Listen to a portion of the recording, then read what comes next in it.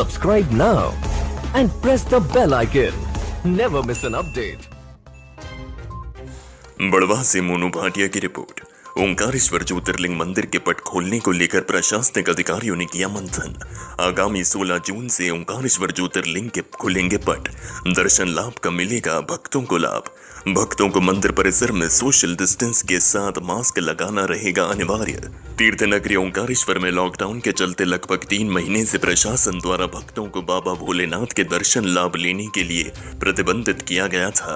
भक्तों के दर्शनों पर लगे प्रतिबंध को हटाते हुए आगामी 16 जून को अब ओंकारेश्वर पट खोल दिए जाएंगे।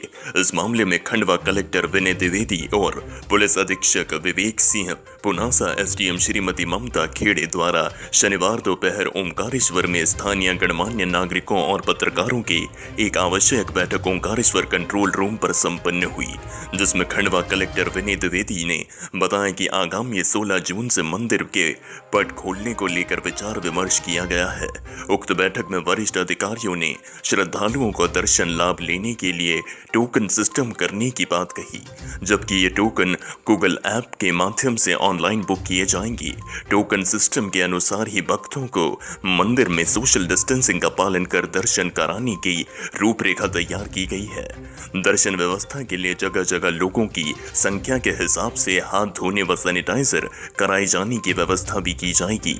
साथ ही जगह जगह जागरूकता के लिए साइन बोर्ड का उपयोग किया जाएगा। आपको बता दें कि सुबह मंदिर में दर्शन चरणबद्ध तरीके से कराएंगे। साथ ही ओंकारेश्वर भगवान ज्योतिर्लिंग पर फूल प्रसादी चढ़ाना और मंदिर की घंटियां बजाने पर पूर्णतः प्रतिबंधित रहेगा, जबकि भक्तों को नर्मदा नदी में स्नान करना भी प्रतिबंध रहेगा।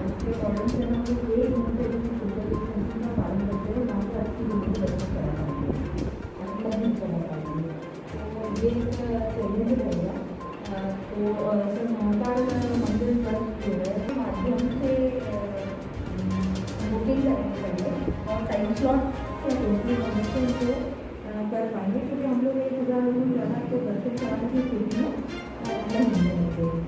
सर उसके अकॉर्डिंग हम लोगों ने व्यवस्था दी है। ओंकारेश्वर मंदिर अपन आए तो वैसे ही जैसे अपन आए वैसे नीचे वाला यहाँ पे सर दो लाइन करनी पड़ेगी। यहाँ पे 2 लाइन जो दर्शन कर चुके हैं नीचे वाले और जो इधर से है वो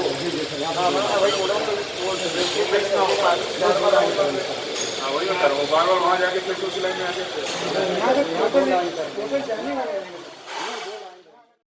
उनके हिसाब से 8 तारीख से मंदिरों में दर्शन करना जो है उसे अलाउ किया गया है। उसी के तारतम्य में हमने आज जितने भी स्टेक होल्डर्स थे ओंकारेश्वर में स्थानीय जनप्रतिनिधिगण और जो जितने भी यहाँ पे मंदिर से जुड़े हुए ट्रस्ट के अधिकारीगण और जिला प्रशासन, हमने सबने आज बैठक की है और मंदिर को चरणबद्ध तरीके से खोले जाने के संबंध में हमने चर्चा की है। और इस संबंध में हमारा ये लक्ष्य है कि हम 16 तारीख से मंदिर खोलने का और लोगों को टोकन का सिस्टम जो जारी होगा, जो टोल फ्री नंबर से और ऐप के माध्यम से टोकन लोग ले सकेंगे और उसके हिसाब से लोग अपना मंदिर का दर्शन कर सकेंगे। इसकी व्यवस्था हमने लागू करने के लिए बात की है। सर मंदिर परिसर के अलावा अन्य जैसे बस स्टैंड से श्रद्धालु आएंगे तो उसके लिए भी सोशल डिस्टेंस और सैनिटाइज वगैरह की व्यवस्था की जाएगी।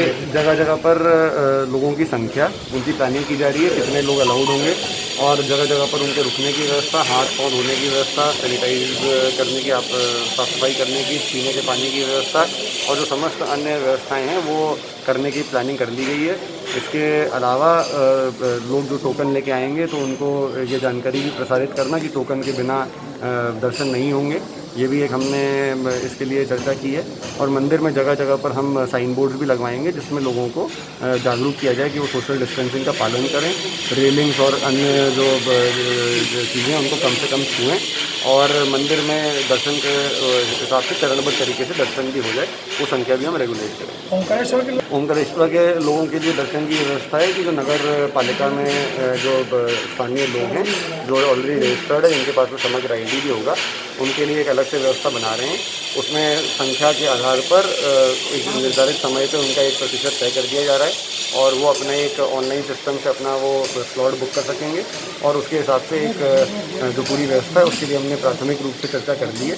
अब संख्या और उनके मान के आधार पर कितने हफ्ते में दर्शन अलाउड होंगे स्थानीय व्यक्ति को, वो हम उसकी एक जो अपर लिमिट है वो तय करेंगे और स्थानीय लोगों के लिए वो अलग से व्यवस्था होगी। इस तारीख को आप जानते हैं कि सरकार ने होटल खोलने के लिए और जो धर्मशालाएँ उनको खोलने के लिए गाइडलाइंस जारी की हैं। जो सरकार की गाइडलाइन है, मध्य प्रदेश सरकार ने उसी संबंध में निर्देश भी जारी किए हैं और उन्हीं निर्देशों का पालन करते हुए, जिसमें सोशल डिस्टेंसिंग और लोगों के बीच में दूरी बनाना, सैनिटाइज़र की उपलब्धता और कम से कम चीज़ों को छूते हुए अपना व्यापार करने का जो सरकार ने गाइडलाइन जारी की, उसी के हिसाब से भी खंडवा में भी वही लागू है।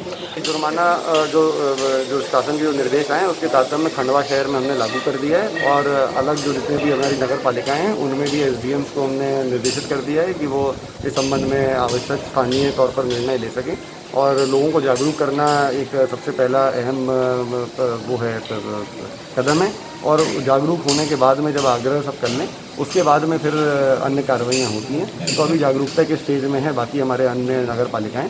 खंडवा शहर में हमने लागू कर दिया है कि मास्क न पहनने पर 100 रुपये का जुर्माना और दुकानों पर सोशल डिस्टेंसिंग न करने पर 200 रुपये का जुर्माना।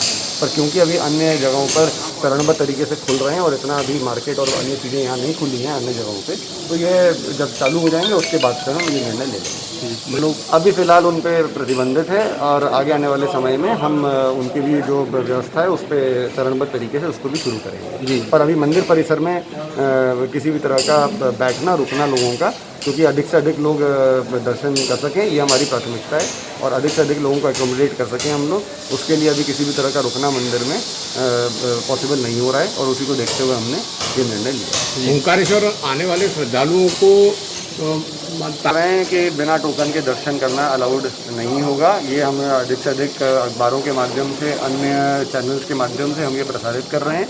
पर फिर भी अगर संख्या से ज़्यादा लोग आते हैं, हमने एक निश्चित एक रिज़र्व रखा हुआ है जिस पर हम अकोमोडेट कर पाएंगे। पर अगर उससे भी अधिक हो गया तो हमने लोगों के लिए जगह जगहों पर बड़े स्क्रीन्स लगवा रहे हैं। उन बड़े स्क्रीन्स के माध्यम से लोग दर्शन कर पाएंगे। पर मंदिर परिसर में ज़रूरी नहीं है कि हम उनको अकोमोडेट फिलहाल कर पाएँ। टोकन ऑनलाइन भी मिलेगा आदमी को, टोकन टोल फ्री नंबर पे कॉल करके भी उसको टोकन मिल जाएगा, उसके मोबाइल पे मैसेज भी आ जाएगा और उसी के माध्यम से आदमी यहाँ आके दर्शन कर सकते हैं। थर्मल स्कैनिंग और जितनी भी व्यवस्थाएँ वो एसडीएम और जो स्थानीय पुलिस है उनके आधार पर जो बाहर आपका P1 जिसको बोल रहे हैं वहाँ पे हम व्यवस्था करेंगे। ऐसी जगह पे व्यवस्था होगी जहाँ पे लोगों की भीड़ न लगे और हम व्यवस्थित तरीके से स्कैनिंग करें।